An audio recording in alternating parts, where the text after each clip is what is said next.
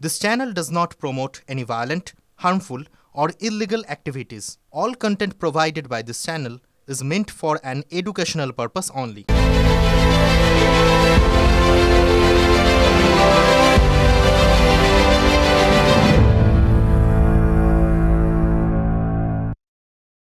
আমি তো চেয়েছিলাম আমার রেজিগনেশন অনেকদিন আগে।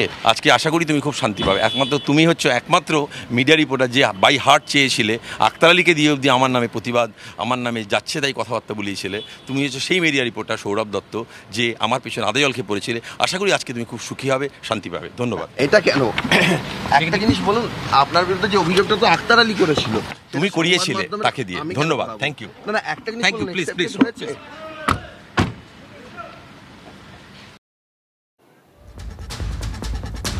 শুনলেন আরজি করে প্রাক্তন অধ্যক্ষ সন্দীপ ঘোষ, যার ভূমিকা নিয়ে প্রশ্ন উঠছিল এই 3 দিন ধরে, সেই প্রাক্তন অধ্যক্ষের সব রাগ গিয়ে পড়ল আমাদের সহকর্মী সৌরভ দত্তের উপর। কারণ সৌরভই নাকি তার বিরুদ্ধে দুর্নীতির নানা খবর সাজিয়েছে।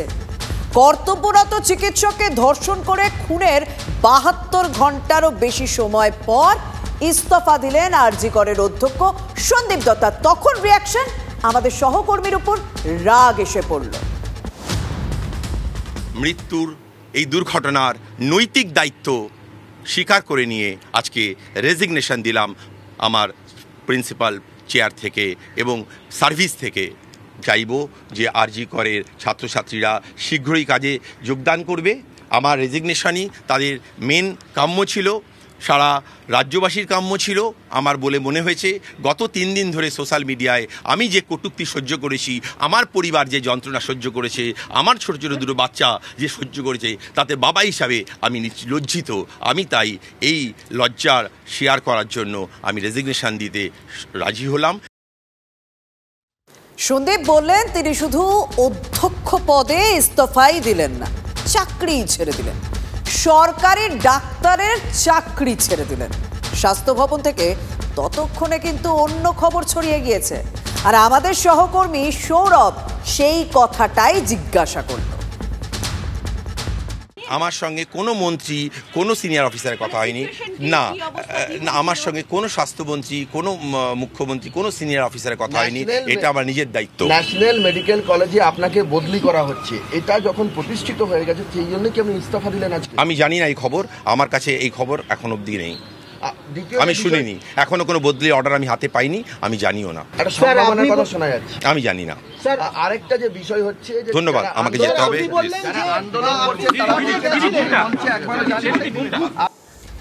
সন্দীপ বলছে তার সঙ্গে কোনো মন্ত্রী বা অফিসারের কথা হয়নি, ন্যাশনাল মেডিকেলে বদলির কথাও তিনি শোনেননি।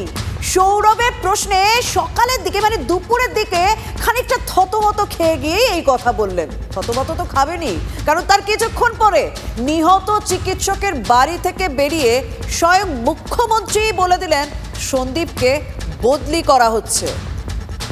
প্রিন্সিপাল নিজে রেজিগনেশন করে দিয়েছিলেন, বলছিলেন যে আমার বাড়িতেও তো বাচ্চারা আছে, যেভাবে আমাকে গালিগালাজ করা হচ্ছে, তা আমরা তাকে বুঝিয়ে বলেছি ঠিক আছে আপনাকে ওখানে কাজ করতে হবে না, আমরা ওনাকে সরিয়েছি অন্য জায়গায়। আর তারপরেই আমরা দেখলাম ন্যাশনাল মেডিকেল কলেজে অধ্যক্ষের পদে তাকে নিয়ে আসা হলো, সন্দীপ ঘোষকে নিয়ে আসা হলো। তাহলে পুরোটাই কি সাজানো ঘটনা বা দুর্বল চিত্রনাট্যের নাটক? সব জেনেও কেন অনর্গল মিথ্যে কথা বলে গেলেন সন্দীপ ঘোষ? তিনি তো একজন ডাক্তার, একটি মেডিকেল কলেজের অধ্যক্ষ, প্রিন্সিপাল। একটু তো লজ্জাবোধ আশা করাই যায়। আমার সঙ্গে কোনো মন্ত্রী, কোনো সিনিয়র অফিসারের কথা হয়নি। তো ন্যাশনাল মেডিকেল কলেজে আপনাকে বদলি করা হচ্ছে, এটা যখন প্রতিষ্ঠিত হয়ে গেছে সেই জন্য কি আপনি ইস্তফা দিলেন আজকে? আমি জানি না এই খবর, আমার কাছে এই খবর এখন অবধি নেই, আমি শুনিনি। এখনো কোনো বদলি অর্ডার আমি হাতে পাইনি। আমাদের কাজ ঠিকঠাক খবরটা আপনাদের কাছে পৌঁছে দেওয়া। আরজি করে ভয়ঙ্কর ঘটনার টানা খবর আপনাদের আমরা জানিয়ে যাচ্ছি। আমি ঠোঁট কাটা, আমি সোজা কথা সোজাসুজি বলি, পক্ষ বিপক্ষ না, দেখেই বলি।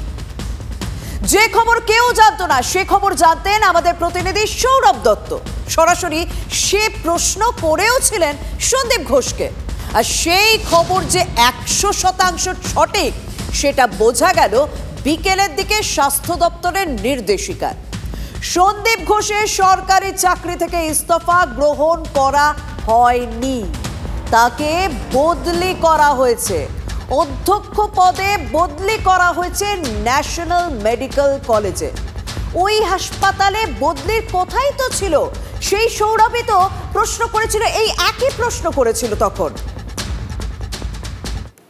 ন্যাশনাল মেডিকেল কলেজে আপনাকে বদলি করা হচ্ছে, এটা যখন প্রতিষ্ঠিত হয়ে গেছে সেই জন্য কি আপনি ইস্তফা দিলেন আজকে? আমি জানি না এই খবর, আমার কাছে এই খবর এখন অবধি নেই, আমি শুনিনি, এখনো কোনো বদলি অর্ডার আমি হাতে পাইনি। স্বাস্থ্য দপ্তরের নির্দেশিকা জারির আগেই কলকাতা প্রেস ক্লাবে সাংবাদিক বৈঠক করে একাধিক চিকিৎসক সংগঠন। আমরা এখানে যারা রয়েছি কেউ অ্যাপলিটিক্যাল নই। আমি নিজে ছোটবেলা থেকে তৃণমূল করেছি, হিরালালদা একটা পার্টি করেন, এসএফআই করেছেন, গোপালদা রয়েছেন, অমিতাভদা রয়েছেন, তারাও সিপিএম করেছেন, এখানে বিজেপির সমর্থকরা রয়েছেন, আমরা সবাই রয়েছি।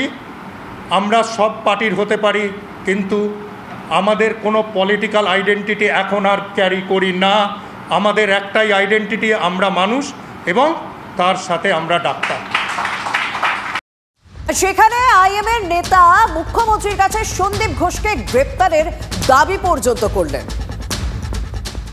আরজিকর কিন্তু পশ্চিমবঙ্গের মধ্যে পড়ে না, ওটা একটা স্বশাসিত অটোনোমাস একটা আমি জানি না ওখানে আলাদা ফ্ল্যাগ, ওখানে আলাদা ভাষা এগুলো আছে কি না, বাট পশ্চিমবঙ্গের কোনো নিয়ম ওই মেডিকেল কলেজে চলে না লাস্ট 3 বছর।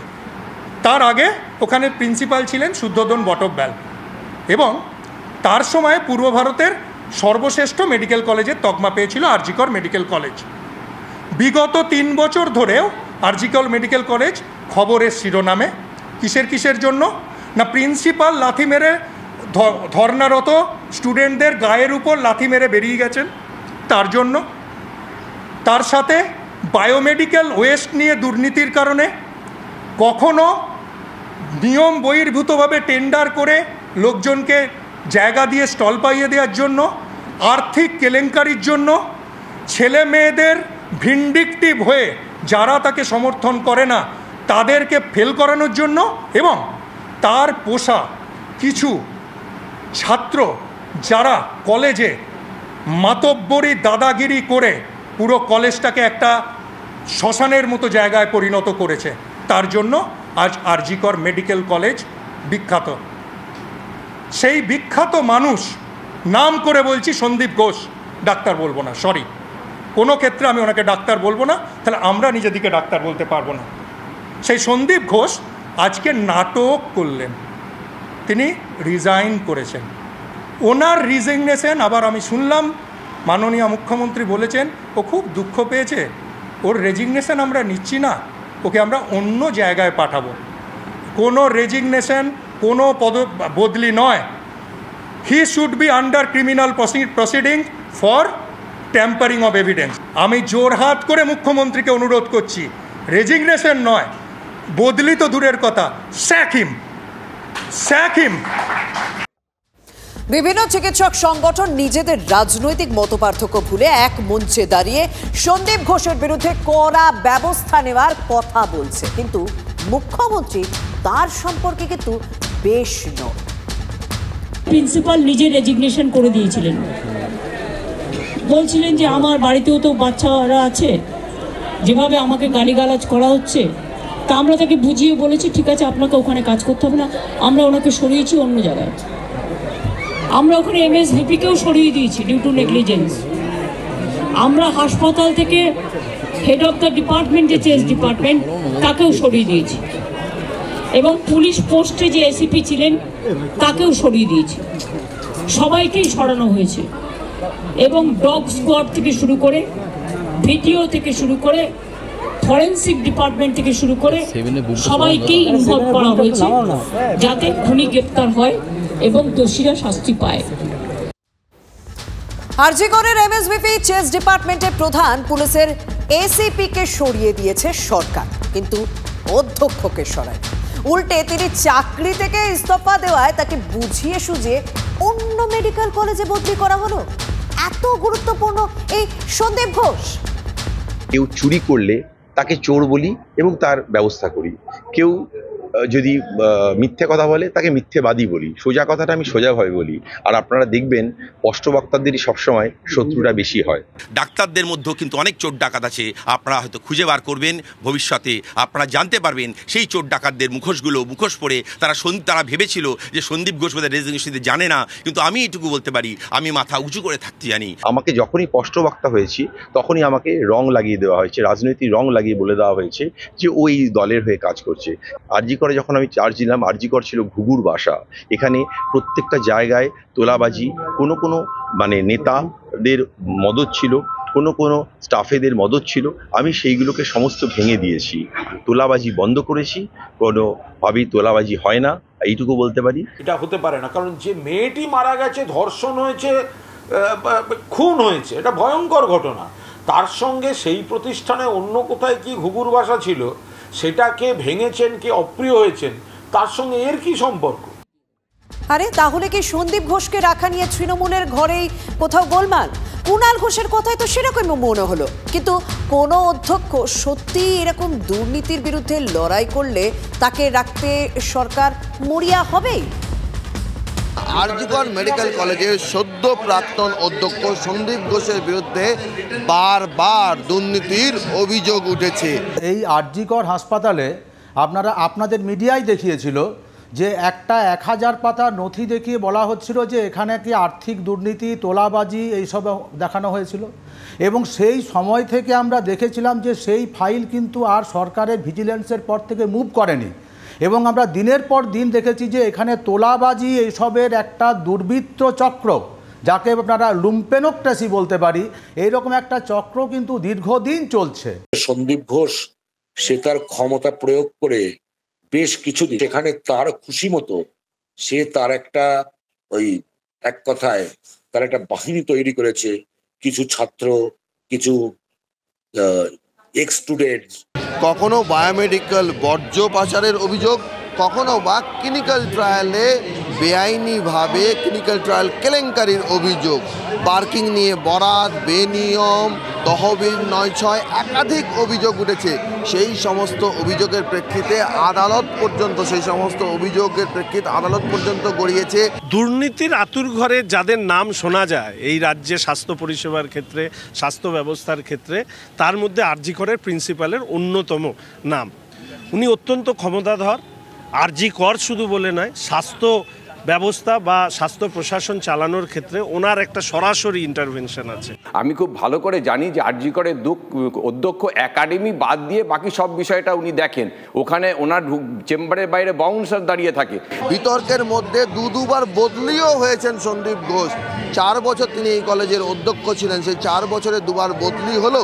দ্রুততার সঙ্গে তার বদলির নির্দেশিকা বদলে গিয়েছে। এই সন্দীপ ঘোষ বরাবরেরই হচ্ছে চটিচাটা।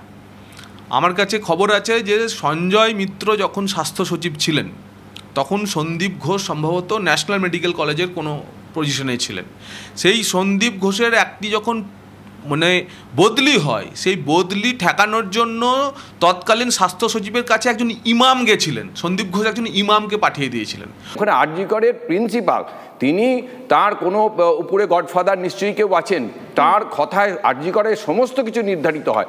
সবার মাথায় কোনো রকম একটা বড় হাত রয়েছে, একদম বড় হাত, হাতের উপর হাত, তার উপরে হাত, সবশেষে গুন্ডা কন্ট্রোলের হাত। এই গুন্ডা কন্ট্রোলের হাতের যে চালু হওয়ার জন্য পশ্চিমবাংলার আজ এই অবস্থা। সন্দীপ ঘোষ যার নামে এত কিছু, সেই সন্দীপ ঘোষকে বরখাস্ত না করে, তার পদত্যাগপত্র গ্রহণ না করে বদলি করলো সরকার। তাতে কি নতুন আগ্নেয়গিরির জ্বালা মুখ খুলে দিল? কারণ ন্যাশনাল মেডিকেলের ছাত্রছাত্রীরা তালা লাগিয়ে দিয়েছেন গেটে, যাতে নতুন অধ্যক্ষ সন্দীপ ঘোষ ঢুকতে না পারেন। বদলির খবর পৌঁছতেই আরজি করে ছাত্রছাত্রীদের বিক্ষোভ আরো চড়া হলো। আমার প্রশ্নটা এবার ঘুরে গেল, যে সন্দীপ ঘোষের এত কাণ্ড, তার চাকরি বাঁচাতে সরকার এত মরিয়া কেন? সন্দীপ সরকারি চাকরি থেকে ইস্তফা দিলেও তা গ্রহণ করা হলো না কেন? ভালোবাসায় না ভয়ে? আমাদের দাবির মধ্যেই তো একটা ছিল যে ওনার পদত্যাগের সাথে যাতে আর কখনো কোনো অ্যাডমিনিস্ট্রেটিভ পোস্ট না দেওয়া হয়। অ্যাকচুয়ালি ঘটনাটা দায় এড়িয়ে প্রশাসনের কেউই যেতে পারে না, এটা আমাদের মনে হয়। একজন নারী হিসেবে, একজন মানুষ হিসেবে এই বক্তব্য আমরা রাখছি। আমাদের এই ব্যাপারটাতে এটা একটা কোয়েশ্চেন মার্ক হয়ে গেল। অবশ্যই আমাদের বুঝতে পারছি না, আমরা টোটালি এখন কনফিউজড হয়ে যাচ্ছি পুরো ব্যাপারটাতে। আমাদের সেফটি নিয়ে, আমরা এখানকার ডক্টর, আমাদের সেফটি নিয়ে আমাদের নিজেদেরই খুব ইস্যু হয়ে যাচ্ছে যে আমরা ফিউচারে কিভাবে কোনো জাস্টিস পাবো, আর কিভাবে যদি আজ আমাদের কারোর সাথে এই ঘটনার ঘটে তারপরে আমরা কিভাবে জাস্টিস পেতে পারি। সবথেকে বড় হাসির বিষয় হচ্ছে যে তিনি ইস্তফা দিলেন এবং তাকে এই সরকার আবার গিয়ে আরেকটা কলেজের প্রিন্সিপাল বানিয়ে দিল। তাহলে এই কলেজে খুন হয়ে এরা শান্ত থাকলো না, আরেকটা কলেজে খুন হতে হবে। এইটা হচ্ছে এদের জাস্টিস। এটা তো আরো বড় একটা অপরাধের জায়গায় জিনিসটা চলে গেল। এটা শুধু তাকে বাঁচানোই হলো না, তাকে আরো প্রশ্রয় দেওয়া হলো বিষয়টা। আমাদের দাবি মানা হলো না। সেটা যদি ন্যাশনাল মেডিকেল কলেজ সেটা নিয়ে যদি প্রোটেস্ট জানায়, আমরা ন্যাশনাল মেডিকেল কলেজের পাশে আছি। যদি সরকারি চাকরিতে না থাকে তাহলে আসল কথা যদি বলে দেয় কখনো, তাহলে বিপদ। আমরা তো দল থেকে কাউকে বলা যায় না একে রাখুন, ওকে পাঠান, এটা তো দলের বিষয় নয়, এটা সম্পূর্ণভাবে প্রশাসনের বিষয়। যদি সরকারি চাকরিতে না থাকে তাহলে আসল কথা যদি বলে দেয় কখনো, তাহলে বিপদ। সিপিএমের ন্যূনতম লজ্জা থাকলে আরজিকর ইস্যুতে কোনো কথা বলবে না। তাদের জমানায় যতগুলো গণধর্ষণ হয়েছে, আর বিজেপি তাদের উন্নাও হাতরাস, এই সিপিএম, এই বিজেপি, এই বিরোধীদের একটা কথা বলা উচিত না। আর এই ইস্তফা নাটকের প্রথম দৃশ্য আরজিকর হাসপাতালের সিঁড়ি। অধ্যক্ষ পদ থেকে ইস্তফা, সরকারি চাকরি ছাড়ার ঘোষণা। আবেগ ঘন গরমাগরম নানা কথা বলছিলেন সন্দীপ ঘোষ, তার মধ্যে বারবার তিলোত্তমার নাম বলে গেলেন। দোষীরা শাস্তি পাক। মৃত্যুর এই দুর্ঘটনার নৈতিক দায়িত্ব স্বীকার করে নিয়ে আজকে রেজিগনেশন দিলাম। যে অপপ্রচার হয়েছে, যে আত্মঘাতী হয়েছে বলে সন্দীপ ঘোষ বলেছে, একা ছিল কেন বলে সন্দীপ ঘোষ বলেছে, এইগুলো সমস্ত মিথ্যে। অর্থোপেডিক সার্জন নামী মেডিকেল কলেজের অধ্যক্ষ, সরকারের নয়নের মণি। তিনি জানেন না শ্লীলতাহানি বা ধর্ষণের শিকার কারোর নাম প্রকাশ্যে বলা যায় না। শারীরিকভাবে অত্যাচারিত কোনো মহিলার নাম সেটা মুখে আনা যায় না। এখনো মামলা কেন হয়নি এদের বিরুদ্ধে, এটাই অবাক হওয়ার বিষয়। অসংবেদনশীলতার জন্যই তো তার নামে এতদিন ধরে চিকিৎসক মহলে এত বিতর্ক তৈরি হয়েছিল। অনেকটা সময় তো পেরিয়ে গেছে, কিন্তু সন্দীপ ঘোষ তিনি ক্ষমা চেয়েছেন না, ক্ষমাটুকুও চাননি। আইনজীবী সুদীপ্ত দাশগুপ্ত, তরুণ জ্যোতি তিওয়ারিরা সন্দীপ ঘোষের কড়া শাস্তির দাবি জানিয়েছেন। সুপ্রিম কোর্ট থেকে বারবার বলা আছে, আইনে বলা আছে, হাইকোর্টের জাজমেন্টে বলা আছে, আর উনি একজন অধ্যক্ষ এটা জানেন না। এটা ইচ্ছাকৃত সে ভিকটিমকে মেলাইন করা, ভিকটিমের ফ্যামিলিকে মেলাইন করা। অবিলম্বে এদের বিরুদ্ধে মামলা করে এদেরকে জেলে ভরা উচিত এবং কোনো রকম দায়িত্ব থেকে এদের একটা স্যাংশন লাগানো উচিত, so that they can not speak in public. এরা নুইসেন্স বেসিক্যালি। পুলিশের সুমোটো ব্যবস্থা নেওয়া উচিত যে কি করে উনি দাঁড়িয়ে ওপেনলি ভিকটিমের আইডেন্টিটি ডিসক্লোজ করছে। আগুন ছড়িয়েছে, বিক্ষোভ দাবানলের আকার নিয়েছে। এখন তিলোত্তমার জীবনটাই তো চলে গেছে। যিনি অন্যের প্রাণ বাঁচানোর শপথ বুকে পথ চলতে শুরু করেছিলেন, তিনি নিজের হাসপাতাল থেকে বের হয়েছেন লাশ হয়ে, রক্তাক্ত, ক্ষতবিক্ষত। এরপরও চুপ করে বসে থাকা যায়? সম্ভব? বিচার চেয়ে ফুঁসছে বাংলা, গোটা দেশ এখন সরব। আমি অমৃত, তুমিও তাই, তিলোত্তমার বিচার চাই। আমি অমৃত, তুমিও তাই, তিলোত্তমার বিচার চাই। আমি অমৃত, তুমিও তাই, তিলোত্তমার বিচার চাই। তিলোত্তমার এই মৃত্যু শুধু কলকাতা নয়, গোটা রাজ্য, গোটা দেশ মেনে নিতে পারছে না। গোটা সেন্ট্রাল এভিনিউ কার্যত অবরুদ্ধ হয়ে গেছে নাগরিক সমাজের মিছিলে। অনেকেই দেখা যাচ্ছে মিছিল থেকে কলকাতা পুলিশের বিরুদ্ধে ধিক্কার স্লোগান উঠছে। মিছিলের মধ্যে থেকে স্লোগান উঠছে যে বিচার চায় তিলোত্তমা, অর্থাৎ এখনো পর্যন্ত যে সুবিচার হয়নি সেটা মনে করছে এখানে যারা মিছিলে রয়েছে। অবভিয়াসলি রাস্তায় নেমে কাজ বন্ধ করে এইভাবে এগিয়ে চলাটা আমাদের কারোরই খুব কাম্য ছিল না, কিন্তু যে ঘটনা ঘটেছে এবং সেটাকে যেভাবে ডিল করা হচ্ছে বলে সবাই মনে করছেন, তাতেই হচ্ছে আমাদের সবথেকে দুঃখ, অভিমান, ক্ষোভ। এবং আমরা চাই খুব দ্রুত অপরাধীদের ধরা হোক, এবং এ নিয়ে কালক্ষেপ না করে যথাযোগ্য ব্যবস্থা নেওয়া হোক। আমরা জাস্টিস চাই, আমরা পানিশমেন্ট চাই, আর কোনো কিছু বলার নেই। দেওয়ালে পিঠ ঠেকে গেছে অনেক দিন আগে। আন্দোলন গোটা কলকাতা থেকে গোটা দেশে ছড়িয়ে পড়েছে, আর প্রতিবাদেই এই মুহূর্তে দেখা যাচ্ছে সেন্ট্রাল এভিনিউতে নাগরিক সমাজের মিছিল। এখন তিলোত্তমায় উঠছে তিলোত্তমার জন্য বিচারের দাবি। তবে দেশের রাজধানী দিল্লিও কিন্তু পিছিয়ে নেই। ছবিটা দেখুন।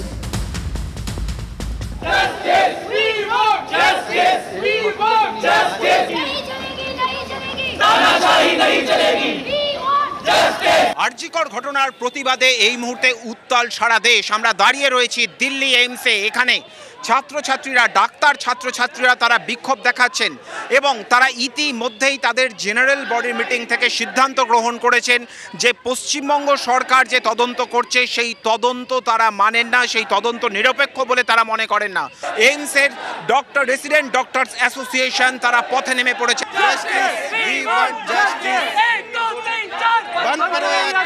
চিকিৎসা ব্যবস্থার সঙ্গে যুক্ত প্রত্যেকের নিরাপত্তা সুরক্ষিত করার জন্য আইন আনার দাবিও তারা এই বিক্ষোভের মধ্যে দিয়ে, প্রতিবাদ মিছিলের মধ্যে দিয়ে জানাচ্ছেন। বুঝতেই পারছেন, এ তো সবে শুরু। বিচারের বাণী নীরবে নিভৃতে কাঁদে, এ কথা শুনতে, কানে তুলতে কেউই এখন রাজি নন। বিচার চাই, নিরাপত্তা চাই, তাই যত দূর যেতে হয় প্রতিবাদীরা এখন যেতে রাজি। এই ছবি কলকাতা হাইকোর্ট চত্বরের, সেখানেও বিচারের দাবি উঠেছে। এদিন রীতিমতো পোস্টার প্ল্যাকার্ড হাতে নেমে পড়েছিলেন আইনজীবীরাও। আইনের শাসন প্রতিষ্ঠা করার মতো আইনি নৈতিক অধিকার এ রাজ্যের সরকার হারিয়েছে। এতে সামান্যতম নৈতিক বোধ নেই। চেষ্টা করছেন ওরা ওই পরিবারটাকে তাদের দখলে নেওয়া, চেষ্টা করছেন পরিবারটাকে তাদের চাপের মুখে নত হওয়া। আমরা এটা হতে দেব।